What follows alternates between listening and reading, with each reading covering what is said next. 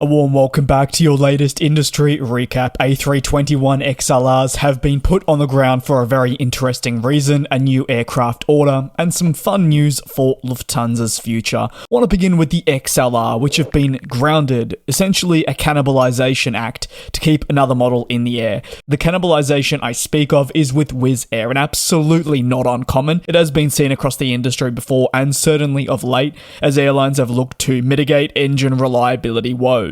A report in Italy says that 2 of the A321XLR planes have been grounded by Wizz Air Malta, data now supporting them 9H-XLA and 9H-XLB. The planes are by no means old either. Actually, the airline took delivery of these aircraft in July and October respectively, but now they are grounded in Poland as Wizz Air prioritizes other aircraft. Most notably, I'm looking at the A321neo base model. The A321XLR jets, which have been parked, are what Wizz Air describes as necessary in order to keep its standard and much preferred A321neo fleet in the skies across the winter season, so it can limit capacity loss.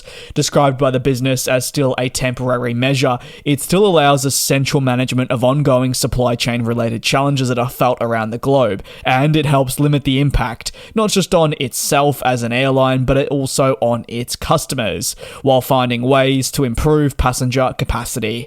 Now that these aircraft are on the ground, Wizz Air will essentially strip the engines off the XLR planes and install them on the A321neos, which have been experiencing the woes, to get some of the grounded base models back into the skies. Known as strategic cannibalization, this is not unfamiliar, like I touched on at the beginning of the video. Across our industry, it can seriously be done for many reasons. However, it is typically not done with brand new aircraft. Unfortunately though, thanks to the engine supply chain crisis, this has become a bigger problem in recent times. Pratt & Whitney is at the heart of the engine crisis, with its GTF engines affecting aircraft across many families, both the A320neo and A220 to the Embraer E2 series. There are countless planes parked up. How each airline manages the grounding will honestly depend. Some, like Wizz Air, have looked to cannibalize existing aircraft, while others, such as Delta, have prioritized specific models, basically foregoing upcoming deliveries in order to maintain the planes that were on the ground already in the United States. Others have just turned towards the leasing market in order to get a short-term capacity boost. In the worst-case scenario, some companies just get rid of the aircraft type that is affected altogether, but like I said, this is under a worst-case scenario. Over to the next story, where Malaysia Airlines is keen to expand its future aircraft backlog by placing a new order. Before the end of 2025, the company is launching requests for proposals, also known and more commonly referred to as RFPs, for a long-haul wide-body order. The RFP gives the opportunity for the business to communicate with Airbus and Boeing to put forward their options for the model, deal deliveries, and therefore Malaysia Airlines will be able to assess the options available. Interestingly, reporting driven by Flight Global and the CEO of Malaysia Aviation Group, MAG, says the aircraft will be ordered to replace the A350-900 fleet. This year, Malaysia Airlines described the 350-900 as its flagship product. It operates 7 of the aircraft, averaging 7.5 years of age, forming an integral part of the wide-body fleet. The only other wide-body aircraft in the fleet is the A330 family, with commitments to the CO, and more recently it has taken delivery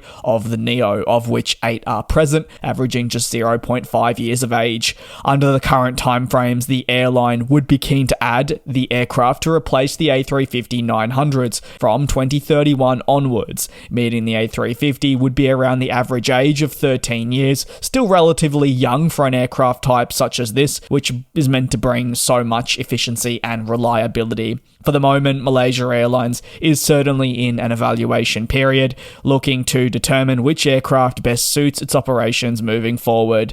With the RFPs issued, Malaysia Airlines is hopeful of making a decision on the aircraft type by the first quarter of 2026, after which the specifics of the deal would then be finalised, leading to a formal announcement and scheduled deliveries.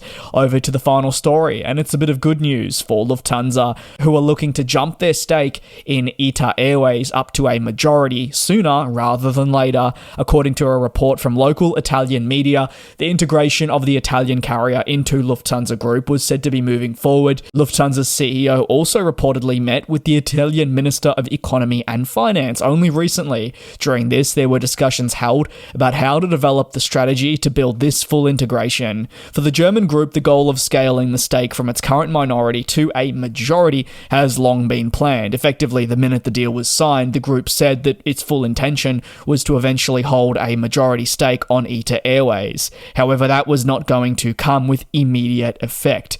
The process to reach the majority stake had question marks around it that need answers, primarily driven by the group understanding that it did not want to jump into a major investment just yet. For the short term, it believed it needed to better understand how ITA Airways was really going to integrate and what the results would look like.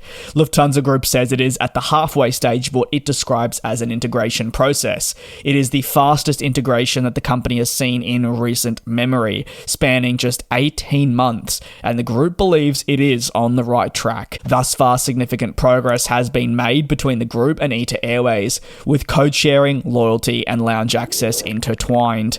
And there is so much more to come, from the allocation of flight slots, integration into Star Alliance, and more. It is going to be a busy period.